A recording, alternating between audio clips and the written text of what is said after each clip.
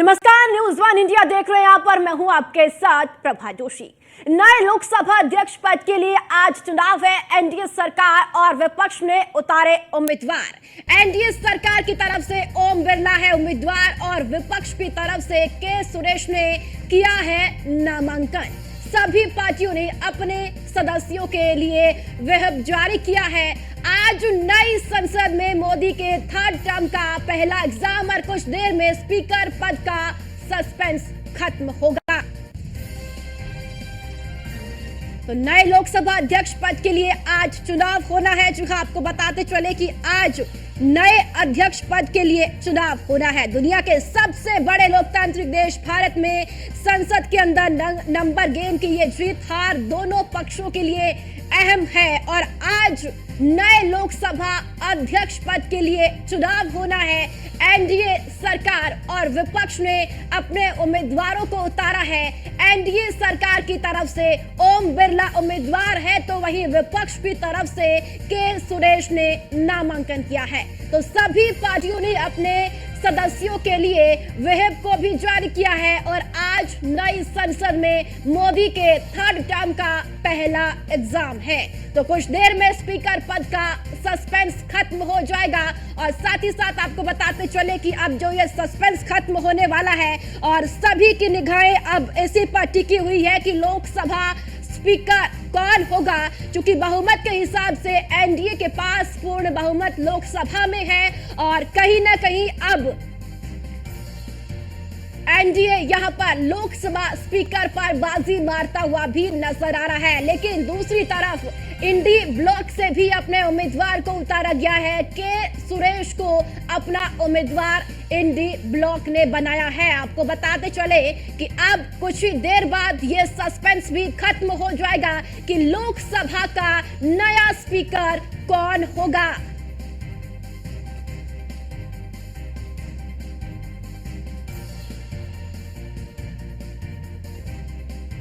तो लोकसभा स्पीकर का चुनाव होना है और कुछ ही देर बाद ये सस्पेंस भी खत्म हो जाएगा। सत्ता पक्ष और विपक्ष अब इस वक्त आमने सामने हैं।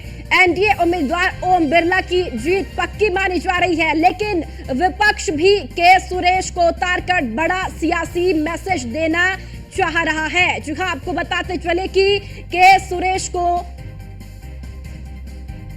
विपक्ष की तरफ से स्पीकर पद के लिए उतारा गया है और अब कुछ ही देर बाद ये जो सस्पेंस बना हुआ है लोकसभा स्पीकर को लेकर वो भी खत्म होने वाला है। जी हाँ, आपको बताते चले कि नए लोकसभा अध्यक्ष पद के लिए आज जब चुनाव होना है और एनडीए सरकार और साथ ही विपक्ष ने अपने उम्मीदवार को उतारा है। तो एनडीए सरकार की तरफ से ओम बिरला उम्मीदवार है, दूसरी तरफ विपक्ष की ओर से के सुरेश ने नामांकन किया है और सभी पार्टियों के अपने सदस्यों के लिए व्हिप भी जारी किया गया है। आज नई संसद में मोदी के थर्ड टर्म का पहला एग्जाम है। तो कुछ ही देर में स्पीकर पद का जो सस्पेंस लगातार बरकरार है वो फिलहाल खत्म होता हुआ कुछ ही देर में नजर आएगा कि लोकसभा स्पीकर का पद के ऊपर कौन विराजमान होगा, लोकसभा स्पीकर कौन होगा। इस पर जो सस्पेंस लगातार बना हुआ है वो भी खत्म होने वाला है, क्योंकि कुछ ही देर में वोटिंग शुरू हो जाएगी और वोटिंग के बाद अब ये फैसला होगा कि विपक्ष और पक्ष की तरफ से जो उम्मीदवार उतारे गए हैं उनमें से कौन लोकसभा का स्पीकर होगा।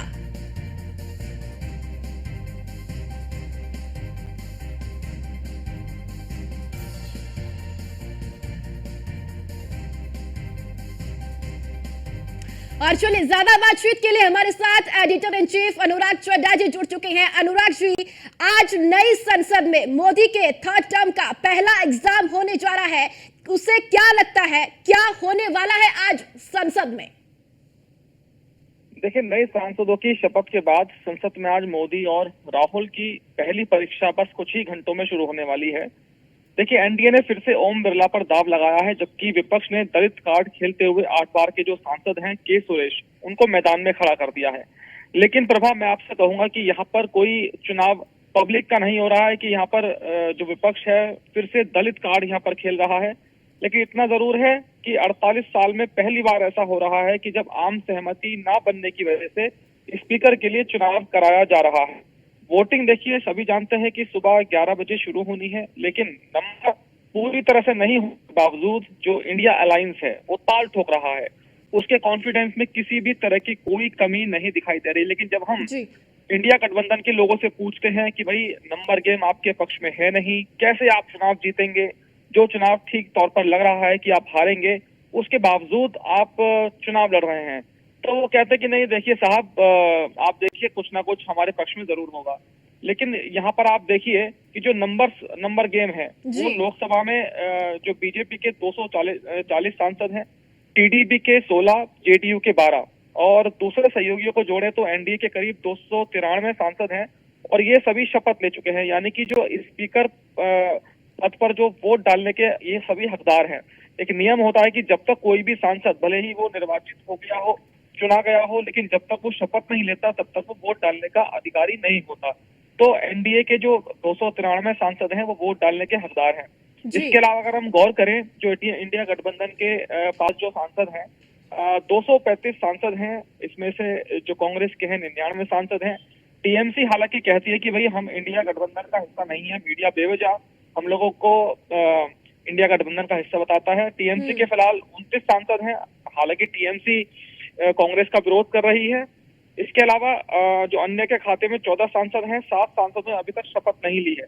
ये आंकड़ा हमारे पास संसद भवन से ही आया है और इन्होंने स्पीकर पर वोटिंग से पहले शपथ नहीं ली तो इनको वोट डालने का अधिकार नहीं होगा। तो 7 में से 3 टीएमसी के सांसद हैं जिन्होंने शपथ नहीं ली है, एक कांग्रेस और एक समाजवादी पार्टी का है। अगर ये सांसद भी स्पीकर पद के लिए वोट नहीं डाल पाएंगे और इसके अलावा टीएमसी ने साथ नहीं दिया इंडिया गठबंधन का, तो 204 सांसद बचेंगे।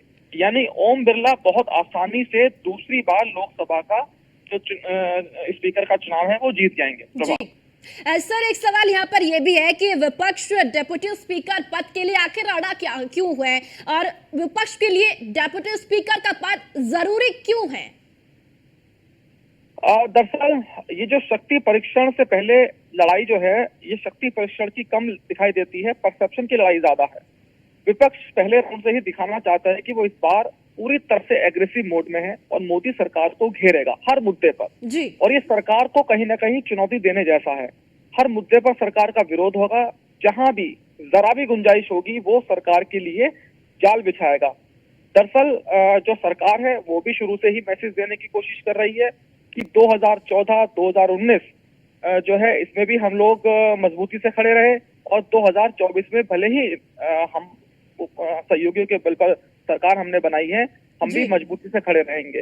ये खिचड़ी सरकार नहीं है। इसके अलावा 10 साल में पहली बार जो लोकसभा में नेता प्रतिपक्ष जो होगा वो विपक्ष का होगा। राहुल गांधी नेता प्रतिपक्ष होंगे, जानकारी भी जो प्रोटेम स्पीकर हैं उनको दे दी गई है। आखिर 10 साल बाद कांग्रेस लोकसभा की 10% से ज्यादा सीटों पर वापस लौट आई है।